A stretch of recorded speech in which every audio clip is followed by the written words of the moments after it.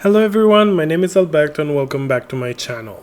So I'm starting this new series about knitting basics and I wanted to start from casting on. Obviously, before doing that, what you'll need are knitting needles. If you're an absolute beginner, I suggest to start with big ones and a nice chunky yarn.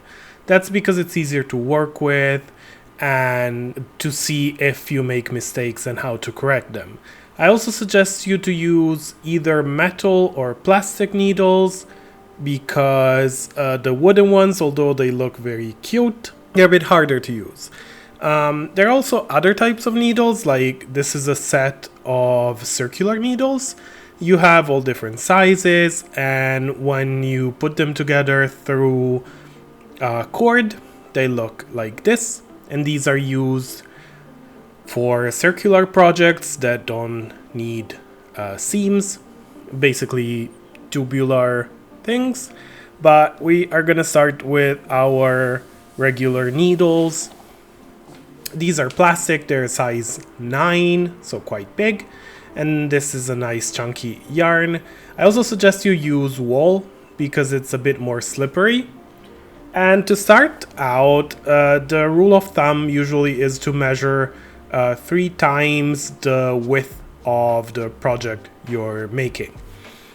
So you'll do that and do a slip-on knot like so and slip it on the needle. Once you've done that, you can start the actual casting on. The method I use is very simple. There are a lot of others, but this to me is the easiest. So you're gonna hold on like this on the yarn and put the needle through. The other piece is the one that comes from the ball of yarn and it goes on top of the needle like so. I hold the yarn, this is the free yarn, the one left, and I hold it with my pinky and ring finger for tension.